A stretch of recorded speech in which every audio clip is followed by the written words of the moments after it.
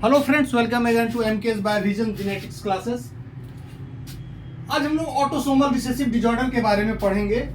Autosomal recessive disorder classical inheritance के example है जो रूल्स ऑफ इनहेरिटेंस को फॉलो करता है, इसीलिए इसको हम मेंडेलियन डिसऑर्डर इसको भी कहते हैं। जो रिसेसिव है वही अफेक्टेड होता है, होमोजाइगस डोमिनेंट और हेट्रोजाइगस जो है ये अफेक्टेड नहीं होता है, ये नॉर्मल होता है। ये रिसेसिव म्यूटेशन के कारण होता है। कोई फंक्शनल जीन यदि म्यूटेशन के कारण इनएक्टिव हो जाए तो लॉस ऑफ फंक्शन म्यूटेशन हो जाए इसमें, तब ये इस तरह का एक सिंगल जीन में यदि लॉस ऑफ फंक्शन म्यूटेशन होता है तब ऑटोसोमल रिसेसिव डिसऑर्डर होता है। अब इसके क्रॉस को देखते हैं, किस तरह से ये क्रॉस का रिजल्ट आता है। यदि होमोजाइगस डोमिनेंट से होमोजाइगस रिसेसिव को क्रॉस कराएंगे तो सभी नॉर्मल होंगे लेकिन कैरियर होंगे। कैरियर के साथ कैरियर को यदि क्रॉस कराया जाए तो 25% जो होगा वो अफेक्टेड होगा, 50% कैरियर होगा।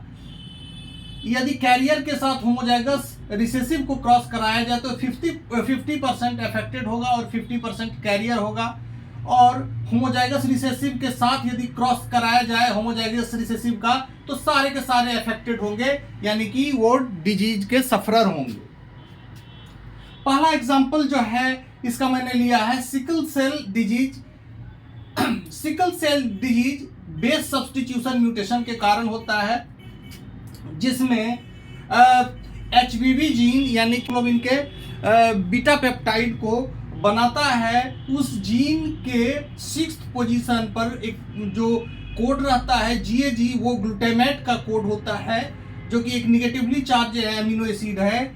ये यदि बदल के हो जाए GTG जो कि वैलिन को कोड करता है, वैलिन एक नॉन पोलर एमिनो एसिड है, तो ये एक एमिनो एसिड का प्रॉपर्टी पूरी तरह से बदल जाता है, यानी एक negatively charge amino acid is replaced by non polar amino acid due to base substitution mutation. इस तरह का म्यूटेशन नॉन कंजर्वेटिव म्यूटेशन होता है और इट इज नॉट एक्सेप्टेबल। से hydrophobic patch on beta peptide, तो ये बीटा पेप्टाइड ये नॉर्मल हीमोग्लोबिन है और ये जो है डिस्क सेप्ट आरबीसी है, नॉर्मल आरबीसी है। लेकिन जब ये म्यूटेशन होता है तो उस केस में क्या होता है कि सारे के सारे बहुत सारे एचबी मॉलिक्यूल एक दूसरे से स्टिक कर जाते हैं, उसके जो बीटा पेप्टाइड के हाइड्रोफोबिक पैच से बाइंड करके ये एक फाइबर का रूप ले लेते हैं हेमोग्लोबिन मॉलिक्यूल। इस तरह से बहुत सारे हेमोग्लोबिन के फाइबर आ जाते हैं और ये बंडल बना लेते हैं, जिसके कारण क्या होता है कि आरबीसी का शेप डिस्टॉर्टेड हो जाता है। इसी को हम सिकलिंग कहते हैं, सिकल्ड आरबीसी कहते हैं। ये जो है एससीडी जो पर्सन इससे सफर करता है वो एक नॉर्मल लाइफ जी सकता है with proper care and under proper medication, वो जो लाइफ को जी सकता है। लेकिन द पर्सन में सफर जॉइंट पेन, फिंगर स्वेलिंग, ये सब उसके ड्यू टू द सिकलिंग। और ये प्रॉब्लम जो सिकलिंग का है ये काफी सीवियर हो जाता है इन केस ऑफ हाइपोक्सिया, यानी कि जब कम ऑक्सीजन की अवेलेबिलिटी रहती है, हाई एल्टीट्यूड पर यदि वो पर्सन जाता है तो सिकलिंग जो है वो काफ़ी फास्टर होता है और जो डिजीज की सीवियरिटी काफ़ी बढ़ जाती है।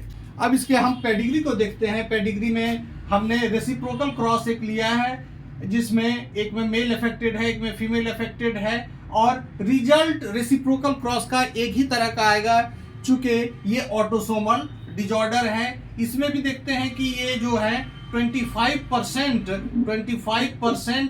अफेक्टेड है, 25% अफेक्टेड है। तो मेल हो या फीमेल हो, इररिस्पेक्टिव ऑफ जेंडर, ये जो ट्रांसमिशन होता है कैरेक्टर का वो मेल में भी हो सकता है और फीमेल में भी हो सकता है विथ इक्वल प्रोबेबिलिटी। और मेल हो या फीमेल हो ये पास ऑन कर सकता है, ये ट्रांसमिट कर सकता है character with equal probability.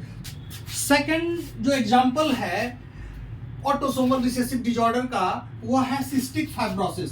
Cystic fibrosis जो ये एक म्यूटेशन के कारण होता है, डिलीशन म्यूटेशन के कारण होता है, जो फिनाइल एलानिन के हटने से होता है। डिलीशन म्यूटेशन के कारण क्या होता है कि एक जो रेगुलेटरी प्रोटीन है, जो चैनल प्रोटीन है, cystic fibrosis transmembrane conductance regulator, जिसको कि हम CFTR के नाम से जानते हैं, ये एक चैनल प्रोटीन है जो क्लोराइड आयन के ट्रांसपोर्ट में हेल्प करता है। इस प्रोटीन में फिनाइल एलेनिन के डिलीशन के कारण ये होता है, और ये CFTR जो है ये एक लीथल डिजीज है। ये इसमें जो पर्सन बहुत दिन तक सरवाइव नहीं कर सकता है। सिम्टम्स होते हैं TR के, डिफिकल्टी इन म्यूकस क्लियरेंस, चाहे वो डाइजेस्टिव ट्रैक हो या पल्मोनरी ट्रैक हो, उसमें म्यूकस के क्लियरेंस में परेशानी आती है, और इस वजह से फ्रीक्वेंट डिपोजिशन ऑफ म्यूकस के कारण क्या होता है कि फ्रीक्वेंट लंग इन्फेक्शन होता रहता है। थर्ड एग्जांपल है टे सेक्स डिजीज। टे सेक्स डिजीज म्यूटेशन होता है हेक्सा जीन के कारण। फर्स्ट म्यूटेशन थेरेपी भी इसी जीन पर ट्राई किया गया था। ये हेक्सा जीन जो है ये एक एंजाइम को इनकोड करता है जिसका नाम है हेक्सोएमिनिडेज ए, जो एक लाइसोसोमल एंजाइम है, और इसमें म्यूटेशन के कारण क्या होता है कि न्यूरो डिजेनरेटिव डिजीज होता है, यानी कि हमारा जो नर्वस सिस्टम है वो उसके सेंट्रल नर्वस सिस्टम के नर्व सेल को ये डिस्ट्रॉय करता है इस म्यूटेशन के कारण, और ये एक फेटल कंडीशन है टे सेक्स डिजीज का होना। एग्जाम्पल 4 है फिनाइल कीटोन्यूरिया का, जिसे हम PKU के नाम से जानते हैं। ये जो फिनाइल कीटो एलेनिन हाइड्रोक्सिलेज जीन है, फिनाइल कीटो एलेनिन हाइड्रोक्सिलेज जीन, जिसको हम शॉर्ट में PAH कहते हैं, ये जीन क्रोमोसोम नंबर 12 पर पाया जाता है, और इस जीन में म्यूटेशन के कारण होता है। इसके कारण क्या होता है कि फिनाइल एलेनिन एक्यूमुलेट करने लगता है, जो फाइनली कन्वर्ट कर जाता है पायरुवेट में, और ये फाइनली ये टॉक्सिक होता है condition.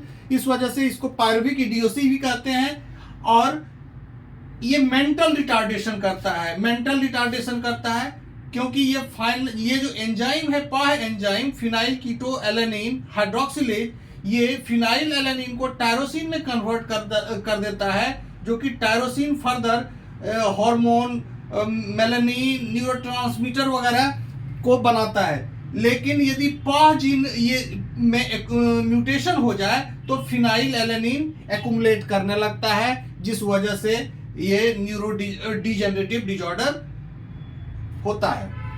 This is all about autosomal recessive disorder के मैंने 4 एग्जांपल लिए। उस डिजीज को मैंने उस डिजीज के सिम्टम और म्यूटेशन के टाइप्स को भी मैंने डिस्क्राइब कर दिया है। आज के लिए इतना ही। Okay, bye bye, take care.